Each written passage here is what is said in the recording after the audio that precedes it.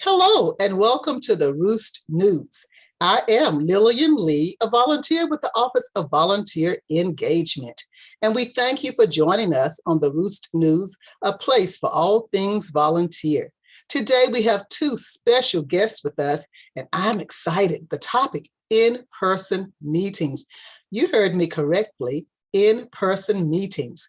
Our two guests have had a successful program inviting volunteers for an in-person meeting. So I welcome Emily Ingram, Associate State Director for Community Outreach, Arkansas, AARP, and Lee Gordon, a lead volunteer and Executive Council member for Arkansas, AARP. Thank you all for coming today. Thanks for having us. We're excited to be here. Thank you. So wonderful. Well, today's topic again, in-person meetings. And Emily, I know that you and Lee, along with many others, came up with a plan of action to have in-person meetings. Now, I've seen some of the pictures and the volunteers appear to be elated and happy to be in person. When I think about your plan, I know you had to collaborate with a lot of people, coordinate your activities to make sure that the technology worked, as well as consistency. You wanted all of your volunteers to receive the same information at the same time. So Emily, if you'll start the conversation and share with us how you came about this plan of action. Sure. Thanks again for having us. We're excited to share our experience. It was a labor of love for sure, wasn't it, Lee? It was. A lot of time and planning went into this. But so the event that we had was our volunteer summit. And I know a lot of state offices, maybe all state offices, have some kind of volunteer summit each year, or they did pre-pandemic, right? So this is when all of the volunteers would gather, whether it be for planning or just to learn new things, but it was a place for everybody to come together in person, which is what we've all been missing so much. If there's one thing that comes out of this pandemic, I think we all know how important that in-person experience is. Yes, yes. Yeah, so we started thinking about a volunteer summit earlier in the year, because it typically is a big thing, takes a long time to plan.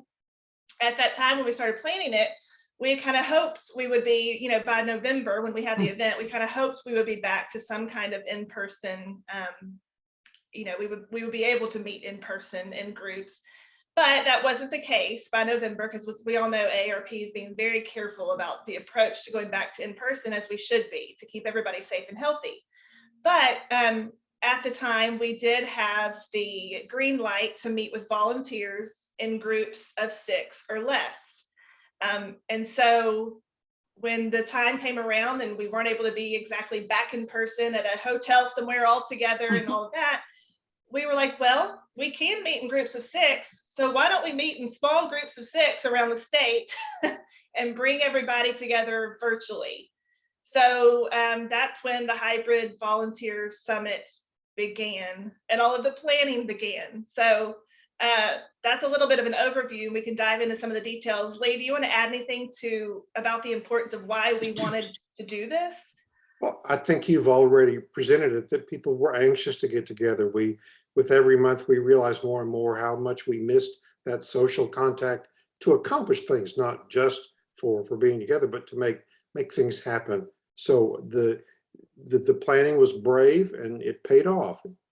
Yeah, and that's why, Lillian, you had mentioned to us earlier that you saw the pictures, or maybe you said it on here. Everybody was so excited, you could just see it in their faces, just even in their small groups of 6, just so happy to see each other. So so the planning began, and I don't know, maybe it was a couple of months, I'm not sure, but we started planning this thing, and it was harder than we thought it was going to be. I'm sure. But Arkansas has 5 staff members, and so we all worked very closely together to coordinate all the details. And then we brought on 6 volunteers, and Lee was one of those volunteers. And he and the other volunteers committed to be a facilitator for one of the rooms that we were going to have, one of the meetings we were going to have around the state. So we decided to host the meetings in 4 locations. I'm having to remember what we did. This was all the way back in November. We decided to host some groups in Fayetteville, Arkansas, Little Rock, Arkansas, West Memphis, Arkansas, and Helena, Arkansas. And so we knew we were going to have to obviously be in groups of 6, make sure, you know, the venues could accommodate that, have everybody 6 feet apart, all of the things, all of the rules. And people did have to be vaccinated and had to sign a waiver and all of the things that I think we'll be doing for a while now in times to come. So the real detail, though, and the real planning came with this group. We had the staff and these 6 volunteers who committed to an agenda and a script and how things were going to happen in their own location. You know, Lee was in Fayetteville and he had his little group, and he had his script, and he knew the rules, you know, of people being vaccinated and COVID. He really took on a lot of responsibility, really, as the volunteer. There were no staff members with him in Fayetteville. So he was prepared to handle his group in Fayetteville. And so we began to meet. What we did, we created, you know, we all had the same, obviously, run of show. We even had the same script because in timeline we had to, because we had different components happening throughout the day. We were together from 10 a.m. to 2 p.m. And during that time, we had 2 keynote speakers who joined live through Zoom. The staff had done some pre-recorded videos with messages that we wanted everyone to hear the same message. So we played those pre-recorded videos. And then the real fun and the real role of the facilitators in the room was we had questions, you know, discussion questions ready for each room after they would hear a speaker. Now let's talk about what you just heard and what, you know, what we want to do around that. And what I will say is some summits, a lot of summits are usually, there's different topics, there's breakout rooms, you can focus on different areas. We did decide to focus on one topic for this day, and that was caregiving and long-term care, because that's one of the top priorities for our state and a lot of people moving forward in 2022. So it was neat in the fact that we were all focusing on one thing and what we wanted to do in the coming year around caregiving and long-term care. So I just kind of rambled and gave an overview and a little bit of bits and pieces, but Lee, where do you want to jump in and add? Well, I think it's important to add that the perspective of those of us who were asked to serve as moderators in these different groups.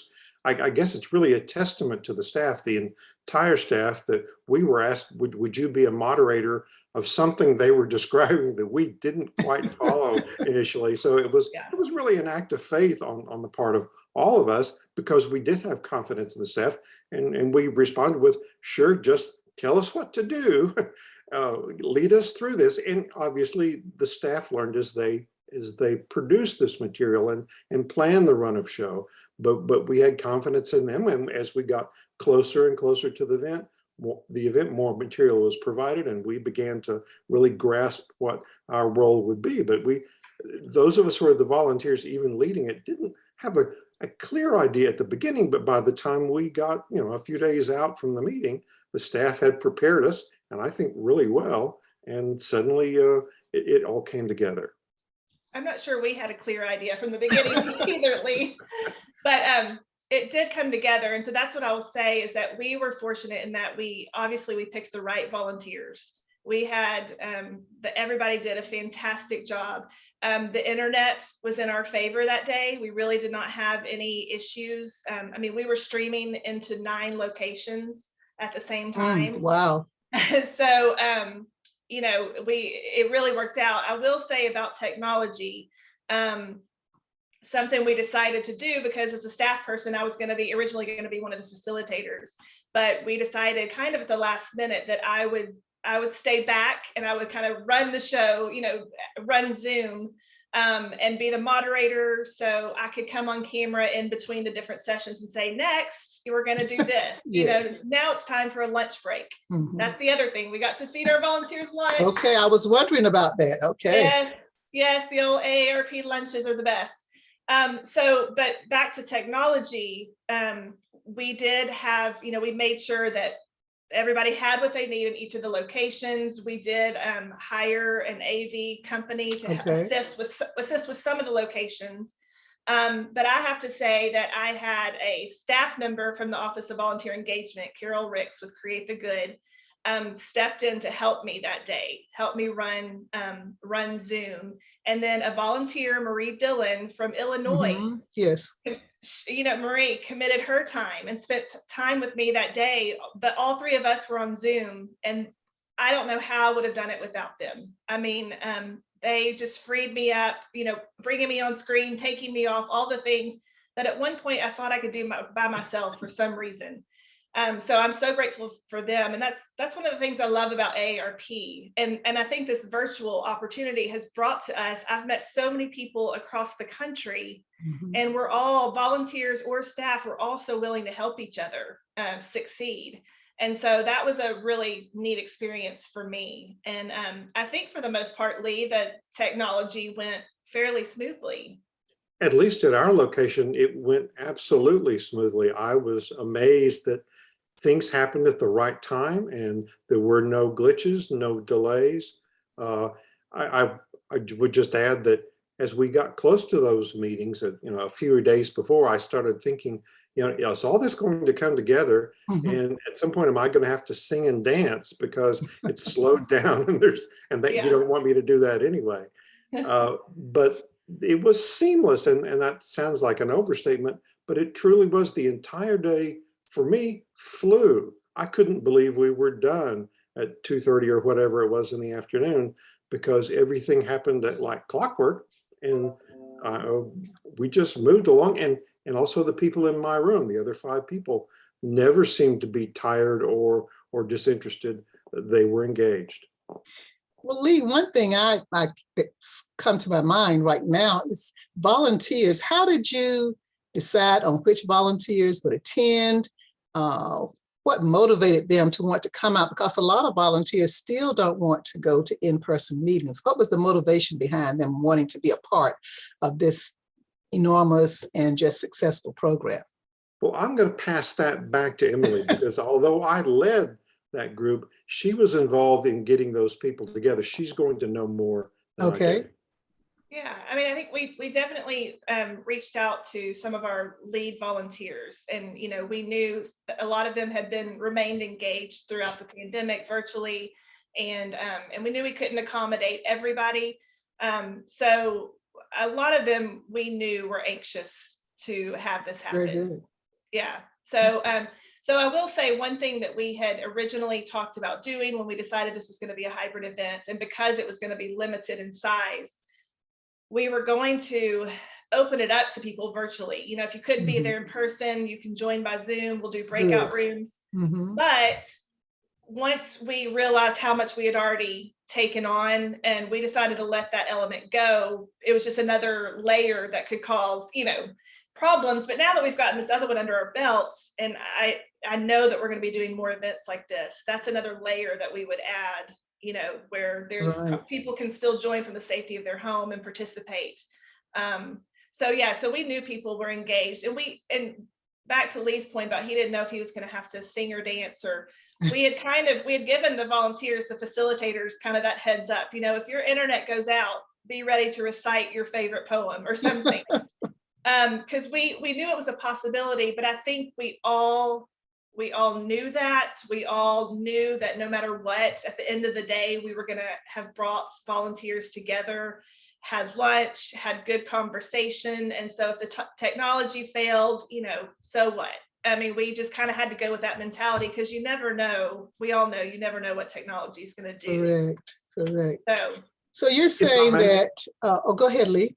If I just may add. Oh, sure. And I think one of the fundamental points of having done this that Emily would tell you is that now for other states, other offices, it's doable. People understand now, and as she gets the word out, and as maybe this podcast does, that it is possible to accomplish. People are aching for that in-person contact, and now there's a template, and I'm sure everybody will modify it and improve upon it, but it's now clear that these kinds of meetings can be put together, and they don't drive you crazy, and they do, well, maybe a little bit, but they do produce results and get people engaged, and that's what AARP is all about. Right. So with the technology piece, you did not open it up to the public, to all the other volunteers. It was only those areas where you had the meeting set up. Is that correct? Yes, that's correct for this. Those were some of our key, we had volunteer teams in each of those areas of the state.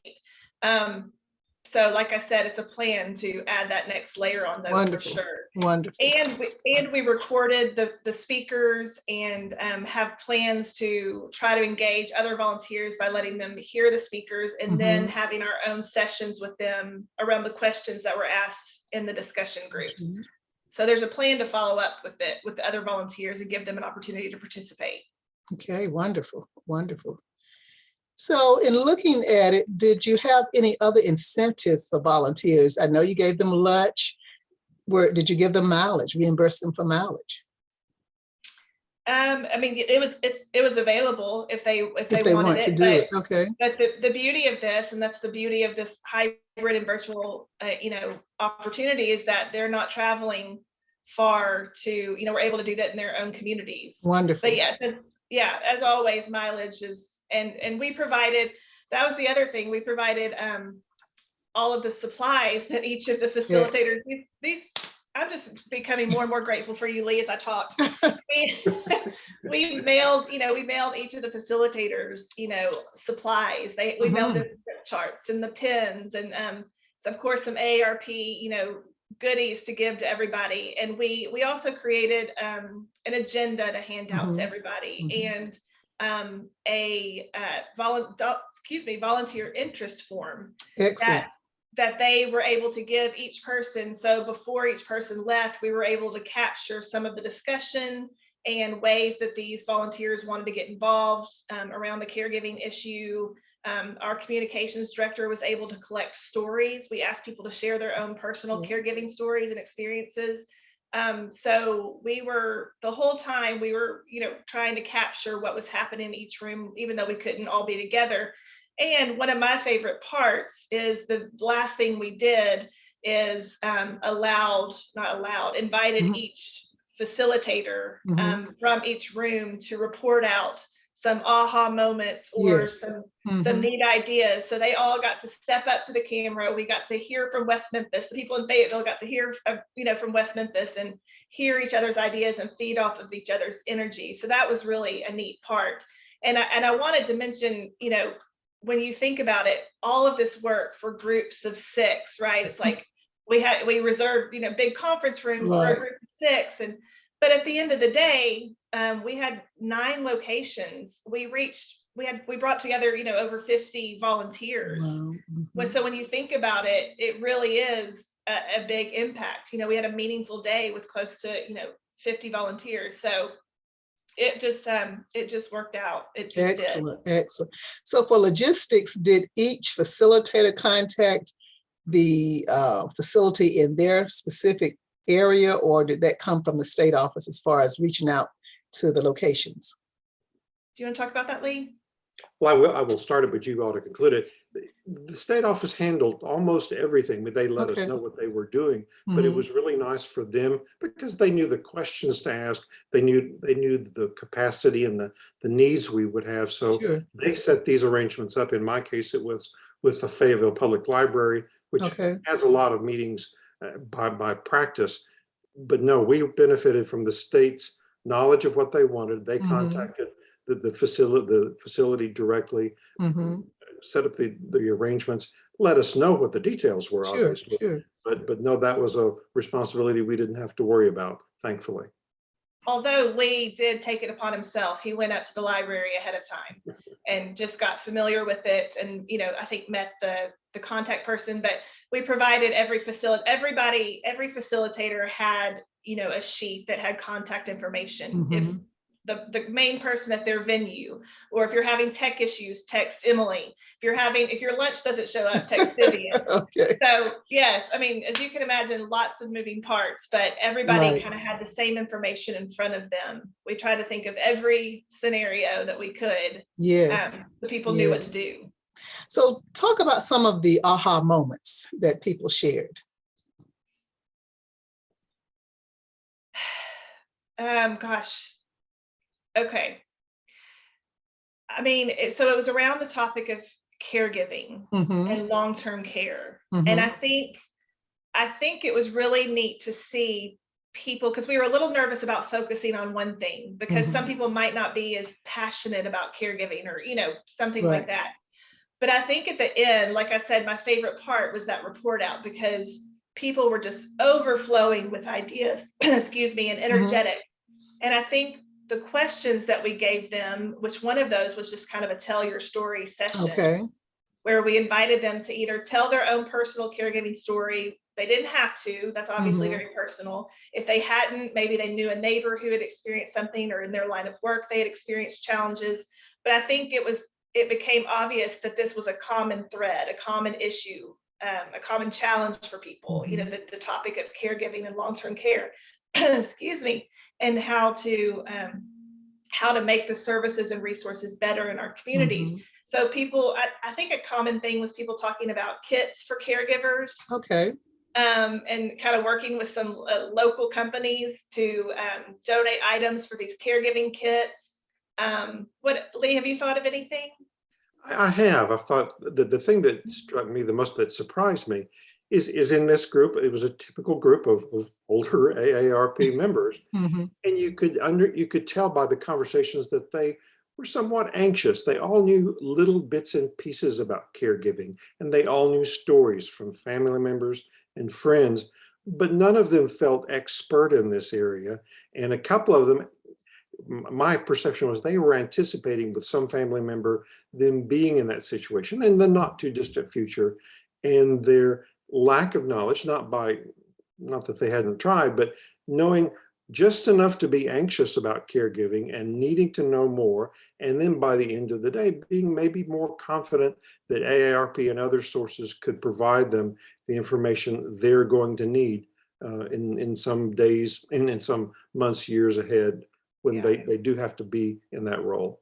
Wonderful, wonderful. So I guess when you get started on a program like this, your first idea is to come up with a specific topic.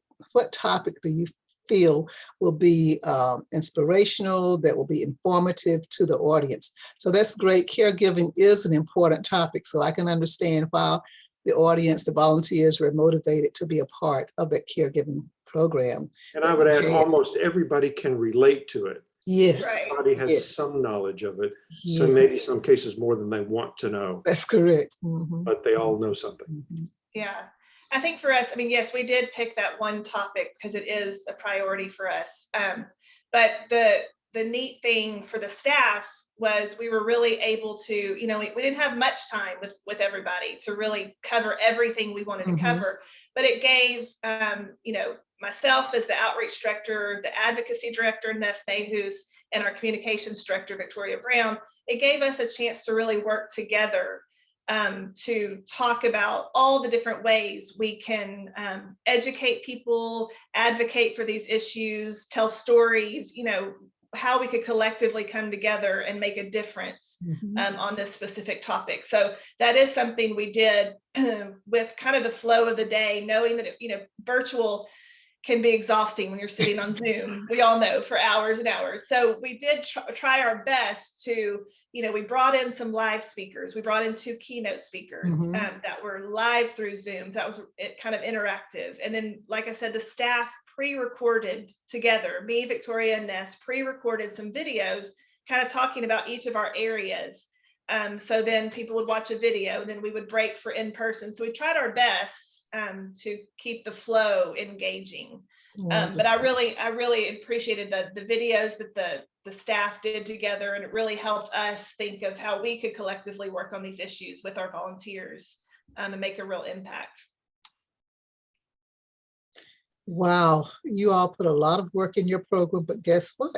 It was successful. Yes. And we thank you for having such a successful program. And I use the word in-person meeting. I guess I should say in-person meetings, the plural part, because you said 9 meetings all over the state of Arkansas. Wow. So Emily, if anyone wants to get in contact with you to hear more, how would they contact you? Yeah, they can find me through the Arkansas State Office. I'm more than willing to share any of the information that we put together. I have more information than you want. I'm sure. But run of shows, agenda, scripts, just notes that we shared with the facilitators to make sure they had everything they need. I'm happy to share any of that with anybody and talk to anybody about our experience and what we've learned. And because I do think it's going to be kind of the wave of the future, right? Yes. We're still not there. We're still not back to full in person, and we still need to remain careful. And this also offers an opportunity for people who just pre-pandemic just really weren't able to leave their homes. I mean, it just Yes. offers a whole new opportunity for people to engage. So I think it's going to be around for a while. So I'm happy to help in any way. Where do you all go from here? What's your next plan of action for volunteers? Well, I just hopefully, for starters, I'm hoping to get up to Northwest Arkansas, and I immediately want to follow up with the group that participated up there in Fayetteville on some of their, and follow up on some of their ideas, and continue to see what happens with the pandemic and the new variant and all of that. We just want to remain as safe as possible. But I think it's kind of, we're going on, 2 years. And so I think it's finally starting to sink in. Yes. That this is, we've got to figure out this new normal and Yes. how to engage volunteers and be able to enable them to still engage with the community and get the work done. Not that we haven't stopped Sure. for 1 minute. We all shifted so That is so well correct. to the virtual world. But I think it's just a new landscape. And so we're going to be looking at new ways. And we know the volunteers who are on board because they've kind of stuck with us. And there's going to be more volunteers who are ready to kind of get back out there because this is just the new normal. So we'll just continue to do what we've been doing virtually and still making an impact and getting together in person as much as we can and as soon as we can. Yes, yes. Wow, what an exciting program to talk about. You all have done so much in Arkansas to re-energize and bring your volunteers back together and let the public know that you're still a viable resource for the community. So we thank you for all that you did. And anything else, Lee, Emily, any other thoughts on your program or any other thoughts for the volunteers listening to our podcast today? Just quickly, I would say that the timing of the AARP staff in putting this together was excellent. We were kind of at the end of our rope and looking for ways to be more engaged. I know this took hours and hours for them to put together, but it was well received. And I've talked to other people around the state. The timing to make that happen was appreciated. People were looking for this kind of meeting. And I'll just say, we, like all AARP volunteers, we could not have done it without AARP volunteers. I mean, truly, truly, truly. These 6 volunteers, I think 6 is correct. Just came, like Lee said, we really didn't know what was going to happen. We didn't understand completely, but we said, okay. And they sure did. And that's why this was so successful, because everybody just we were ready. We were ready to see each other. We were ready to do something, and everybody was on board and committed and put in the time. And it was a lot of fun. So I just want to thank Lee and all of the volunteers and all AARP volunteers for what y'all do and continue to do, even in this new world we live in. So. Yes, yes. Well, when I heard about your program, the words innovative, beneficial, resourceful, just all of those positive words came to mind. And we thank you for sharing your story, your plan of action, and your implementation with the audience today. That's it for the Roost News Today, the place for all things volunteer. Until next time, thank you for joining us.